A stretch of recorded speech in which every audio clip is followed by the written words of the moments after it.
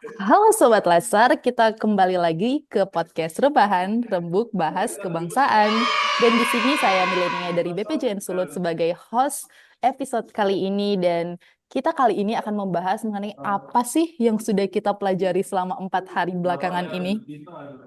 Oke, Sobat Latsar dan saya di sini ditemenin 6 narasumber kita yang gokil-gokil, yang keren-keren. Sini, halo kakak-kakak. Halo Halo Milen. Kakak Oh, Milen. oke. Halo. Kita mau kenalan lagi dengan sobat-sobat Lasar yang mungkin belum kenal ya. Yang pertama dari Kak Rifandi. Halo Kak Rifandi. Halo Milen. Oke, Kak Rifandi dari mana ini? Kak Rifandi dari unit kerja Em, mana? Kalau saya dari BP2JK wilayah Gorontalo. Oke, thank you Kak. Selanjutnya ada Iya, Kak Mita. Milen. Halo Kak Mita. Halo, saya Mita dari BPJN Sultra. Oke, selanjutnya ada Kak Safran. Halo Kak Safran. Halo, aku Zafran dari Direktorat Infrastruktur Dukungan Pendidikan DJPS. Oke Kak, dan selanjutnya ada Kak Eka. Halo Kak Eka. Halo, halo, hai. Kenalkan saya Eka dari BWS Lingkungan Jemberang. Oke, thank you. Dan selanjutnya ada Kak Jamal. Halo Kak Jamal. Halo Kak Milan, perkenalkan saya Misfar Gobel Jamaluddin dari BWS Sulawesi 1 Manado. Selanjutnya ada Kak Adit, narasumber kita yang terakhir. Halo Kak Adit. Halo Kakak Milen. Ya, perkenalkan semua, nama saya Muhammad Ida Aditya dari Balai Penataan Bangunan Prasarana Kawasan Sulawesi Tengah.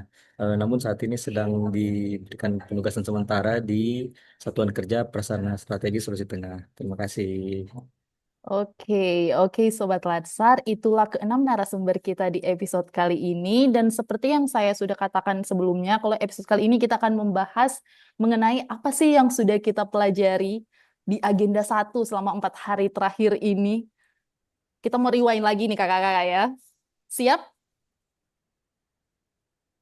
Siap, Siap. Bu. Ada yang Ya, nggak siap nggak di sini?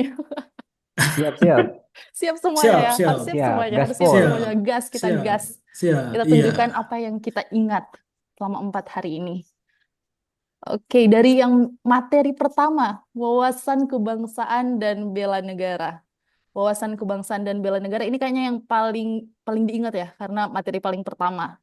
Kalau misalnya aku boleh sharing-sharing nih, yang aku ingat wawasan kebangsaan itu kayak konsepsi, cara pandang yang dilandasi dari kesadaran diri kita sebagai warga negara akan diri dan lingkungannya di kehidupan berbangsa dan bernegara ini.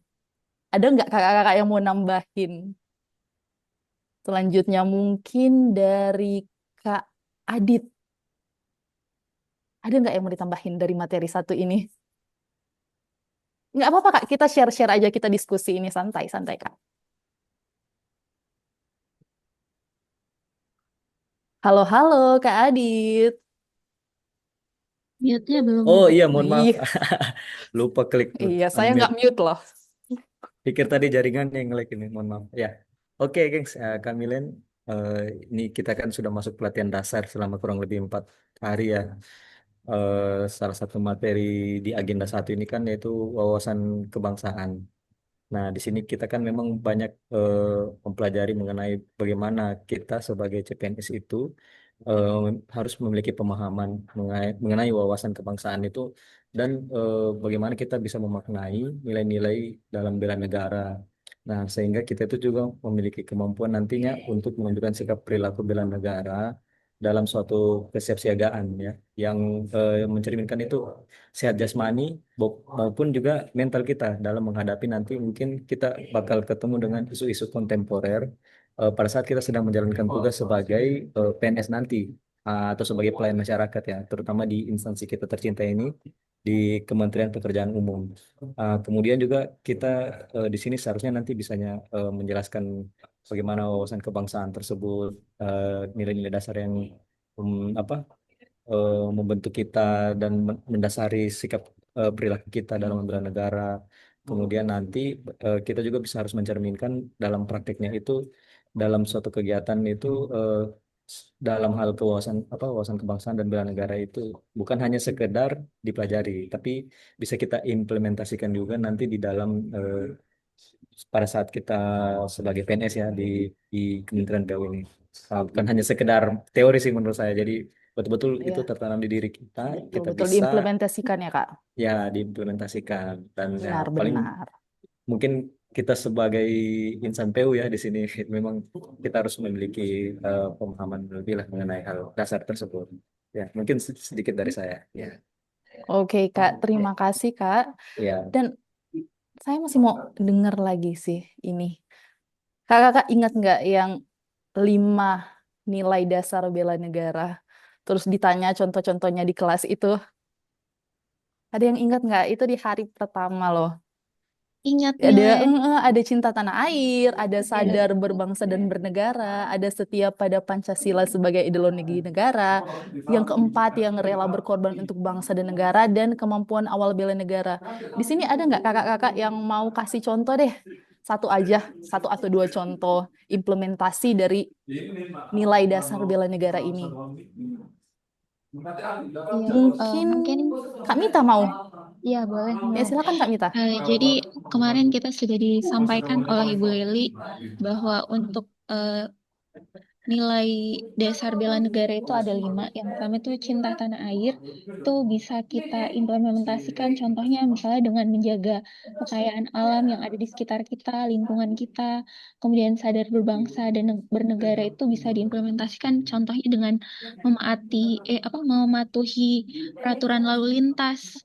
Setuju, Kemudian setuju. setia pada Pancasila itu misalnya mengimplementasikan nilainya dalam kehidupan kita sehari-hari. Misalnya yang pertama ada sila ketuhanan yang Maha Esa. Jadi Tuhan Yang Maha saling Esa. menghargai kegiatan keagamaan yang dilakukan oleh rekan-rekan di sekitar kita. Kemudian rela berkorban untuk bangsa dan negara. Berarti kita ini menjalankan tugas kita sebagai CPNS, sebagai ASN, di mana kita itu mendahulukan kepentingan rakyat dibanding kepentingan kita pribadi. Kemudian yang terakhir, kemampuan awal bela negara ini bisa diimplementasikan misalnya dengan rutin berolahraga. Mungkin seperti itu, Milan. Kalau Kak Mita rutin berolahraga nggak? Diusahakan. Diusahakan ya Kak ya, supaya Iya, jadi iya, iya. insan yang lebih sehat. Betul. Mantap, Betul, mantap. betul, mantap. Oke Kakak, thank you udah sharing mengenai wawasan kebangsaan dan bela negara. Tadi kan kita berbicara soal perilaku bela negara ya. Perilaku bela negara ini, setauku itu yang dapat membantu kita dalam menghadapi isu-isu kontemporer. Adakah kakak-kakak yang ingat materi dari isu-isu kontemporer? Mungkin dari Kak Rifandi, ingat nggak materi isu kontemporer, Kak? Boleh Ingat. di-sharing ya? Iya, terima kasih Milan. Mungkin untuk materinya saya Oke. lupa-lupa ingat ya. Saya coba gali lagi deh Rewind, Kak, ingatan rewind saya lagi. kemarin. Iya.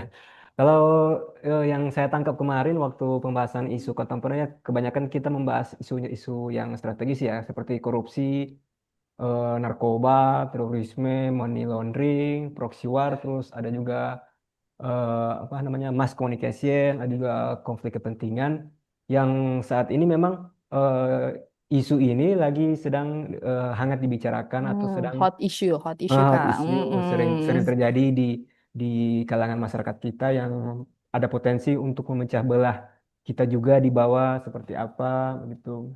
Jadi di materi kemarin itu kita juga dikasih paparan isunya seperti apa, cara menghadapinya, identifikasinya bagaimana, terus kita menganalisa bagaimana, terus diselesaikannya juga bagaimana. Semuanya kemarin disampaikan di materi kemarin lewat Ibu Leli ya, gitu.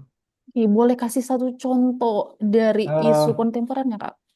Kalau yang saya tertariknya itu pada mass communication ya, yang di mana media massa itu digunakan untuk mempengaruhi psikologis ataupun pemikiran-pemikiran orang awam terhadap suatu isu.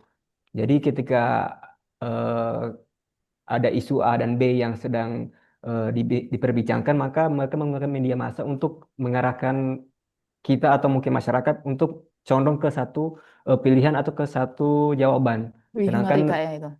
sedangkan bisa saja isu yang diarahkan itu belum tentu valid ataupun akurat seperti itu. Kalau dari kakak-kakak lain ada nggak yang isu kontemporer yang paling mengena, yang paling suka kakak-kakak pelajari? Mungkin dari Kak Zafran? Ya, oke. Kalau untuk isu kontemporer kan banyak ya, Mm-mm. teman-teman ya. Mungkin yang saya tuh pilih bukan yang paling besar, tapi yang paling sering terjadi atau yang kadang kita nggak sadari ya. Itu konflik kepentingan sih menurut saya. Itu kan fenomena di mana saat kepentingan pribadi, kelompok, atau ya sejawatnya yang dia kenal itu mempengaruhi objektivitas dalam bekerja.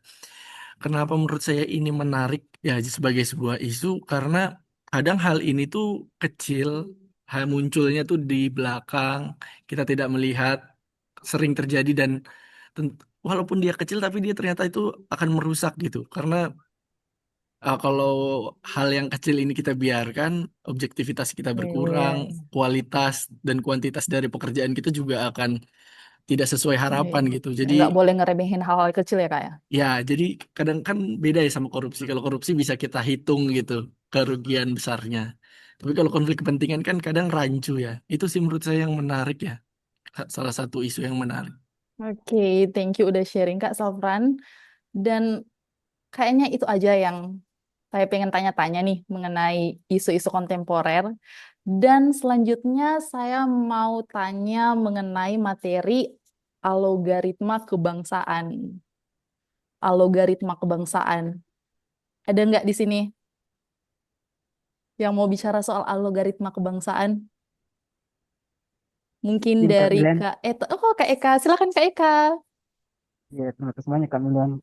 Jadi menurut pemahaman saya itu algoritma kebangsaan itu nilai dan perilaku untuk membentuk warga negara dengan pola pikir, sikap, dan tindakan kebangsaannya.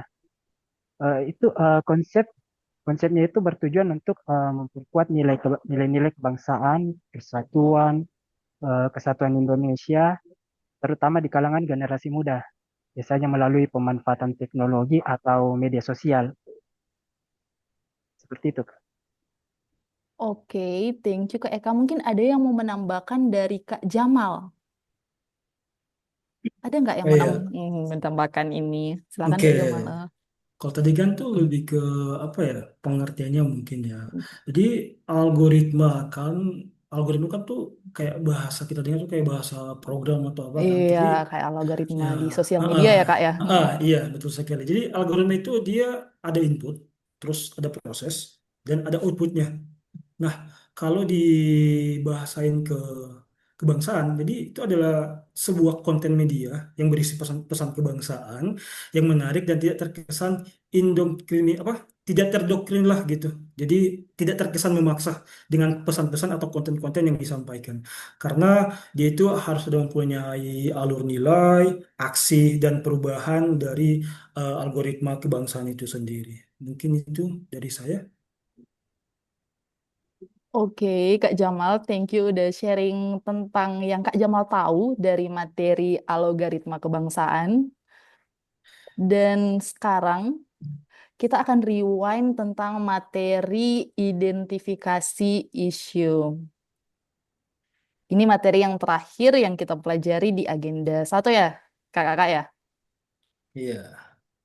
Kayaknya ini materi yang paling menarik buat aktualisasi kita nanti. Ini kalau misalnya buat skripsi, ini yang metode penelitiannya. Iya Iya, betul iya, sekali. betul, Betul-betul kan? betul. Mm-mm. Jadi di Iya sini iya betul ada nggak sekali. kakak-kakak yang mau sharing tentang pengetahuannya di materi ini, materi identifikasi isu ini? Mungkin dari Kak Mita. Ya, Milen, baik. Tadi sudah dijelaskan sama Ibu Leli banyak sekali teknik-teknik analisis. Tapi tadi yang paling ditekankan itu ada teknik analisis fishbone sama problem tree ya, kalau tidak salah namanya. Nah, untuk fishbone itu Family tree. Family tree ya ya. Iya, family family tree. tree, Kak. Jadi untuk fishbone ini visualisasinya dalam bentuk tulang ikan di mana bagian kepalanya itu digambarkan sebagai permasalahan dan tulang-tulangnya ini sebagai penyebab dari permasalahannya. Wih, Nah, berduri kak itu. iya betul. Kemudian kalau untuk family tree tadi itu digambarkan dalam bentuk pohon, batangnya ini sebagai permasalahannya dan akar-akar di bawahnya itu sebagai penyebabnya dan di atasnya itu sebagai akibatnya. Seperti itu ya teman-teman. Mungkin ada yang bisa ditambahkan. Iya. Mungkin saya bisa meluruskan kalau family tree itu mungkin ya dari atasnya itu akibatnya, terus yang ranting-ranting itu penyebabnya, sedangkan akarnya itu adalah akar dari masalahnya itu. Oh Iya, iya, iya. iya, Oke, iya, thank you udah sharing Kak Jamal. iya, sama-sama. Mungkin ada yang mau ditambahkan lagi Kak Jamal. Kayaknya Kak Jamal ini ada yang mau ditambahkan soal Eh, materi ini. Kalau tadi sih ya yang bisa aku highlight itu sedikit, tujuan dari Fishbone ini apa sih? Itu untuk memudahkan kita dalam mengidentifikasi masalah dari isu-isu yang misalnya kita angkat dari tempat kerja kita nanti. Misalnya pada saat nanti proses pembuatan aktualisasi nanti, isu apa saja yang bakal kita angkat nanti ke aktualisasi nanti. Jadi kita menggunakan metode apa saja yang dipaparkan oleh Ibu Lili tadi, itu kita dikasih kayak metode Fishbone, family tree, Five terus why. yang ya 5 why analisis kan. Tapi dari apa namanya, dari metode-metode yang digunakan ini tuh kita, karena ada yang bilang kan ini bentuknya kayak skripsi kan, harus ada outputnya. Tapi kata Bu Lili tadi tuh itu bukan dilihat dari outputnya, tapi dilihat dari proses dalam pembuatan aktualisasinya ini. Dalam prosesnya itu kita menyerapkan nilai-nilai berakhlak dalam proses pembuatan aktualisasi ini. Jadi bukan bukan tidak penting outputnya, tapi pentingnya itu prosesnya Iya, dalam pembuatan prosesnya. aktualisasi ini. Iya, Iya, tapi harus ada pertanggungjawabannya ya, Kak. iya betul Kata Bu Lili sekali. tetap harus ada Iya, iya pertanggungjawabannya. tetap. Iya. Oke, thank you semua kakak-kakak untuk sharing-sharingnya kita di episode kali ini. Dan kayaknya kalau meriwan-riwan lagi, kita itu udah belajar mengenai wawasan kebangsaan dan bela negara. Kakak-kakak juga tadi udah menjelaskan mengenai isu-isu kontemporer, algoritma kebangsaan, dan identifikasi isu. Oke, kira-kira materi mana nih buat kakak-kakak yang paling kakak-kakak suka? Kayaknya semuanya harus suka ya materinya ya. Tapi Iya. yang jadi materi favorit kakak-kakak mulai dari Kak Rifandi. Kak Rifandi, Oh materi iya. favoritnya apa? Oh, oke. Thank you, Milan.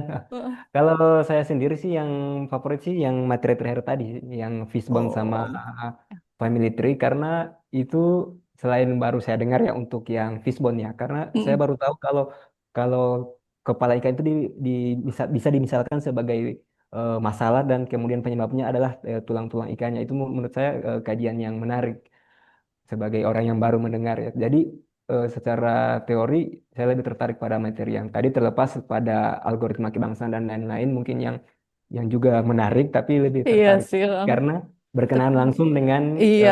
metode tugas latar kita nanti gitu. Oke, punya semangat sampai aktualisasinya ya Kak Ya, ya. semangat, semangat. Kalau Kak Mita, materi favorit yang mana?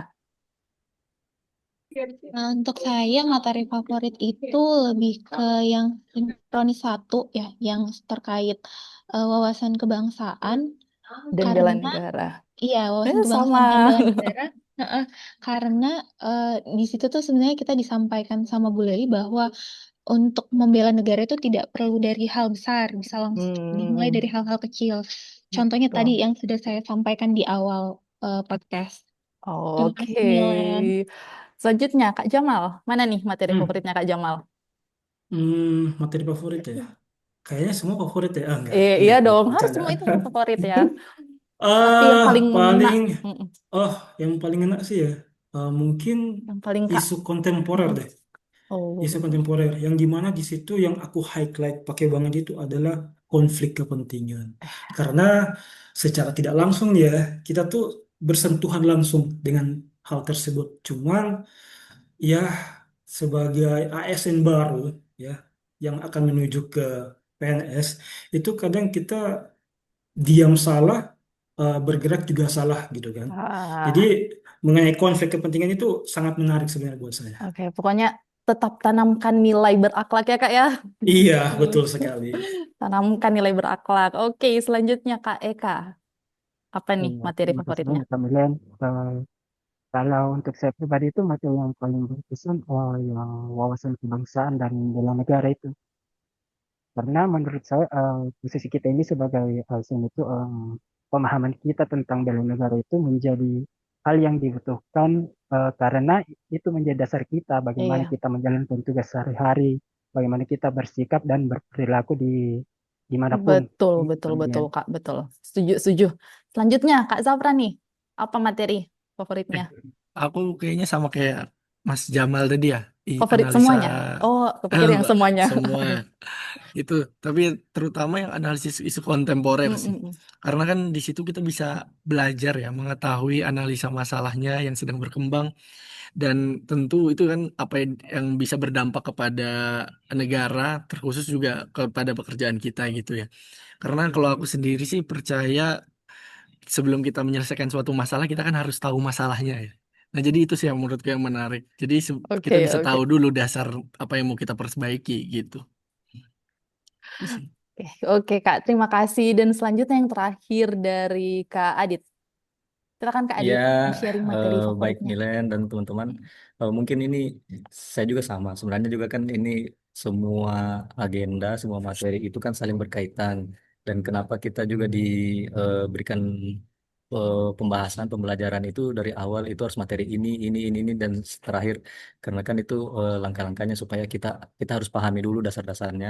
Nanti sebelum kita bisa menganalisis, kemudian nanti yang paling akhir itu bagaimana kita bisa mempraktekkan atau implementasikan. Kalau untuk apa materi yang mungkin agak lebih favorit ya, kalau di sini mungkin saya hampir sama juga dengan teman-teman kebanyakan, yaitu masalah apa tadi isu-isu kontemporer.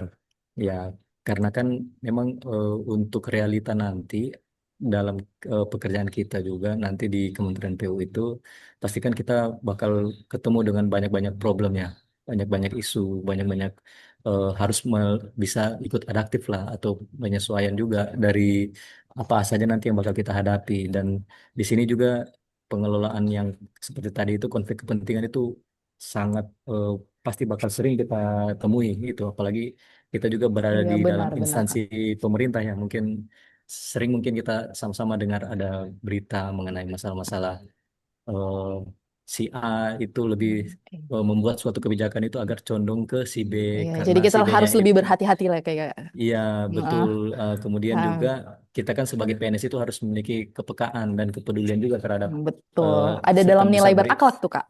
Betul, betul sekali. Jadi kita bisa beri kontribusi nyata dengan kebanggaan kemampuan kita yang berpikir kritis ya, kreatif itu dalam menghadapi nanti isu-isu kontemporer, sehingga nanti kita bisa meminimalisir lah yang potensi yang ditimbulkan itu terhadap keutuhan dan kedaulatan Benar-benar betul. NKRI. Ya, mungkin demikian, Iya. Kak Milen. Oke, Hmm. terima kasih untuk sharing-sharingnya Kakak di episode kali ini podcast Rebahan. Dan sekali lagi terima kasih untuk Kak Rifandi, Kak Mita, Kak Jamal, Kak Eka, Kak Zafran, dan Kak Adit. Kita akan menutup podcast kita di episode kali ini, podcast Rebahan. Dan selamat sore dan sampai jumpa di Iya. episode berikutnya. Ya, Dadah. terima kasih Dadah. semua. Sampai ketemu.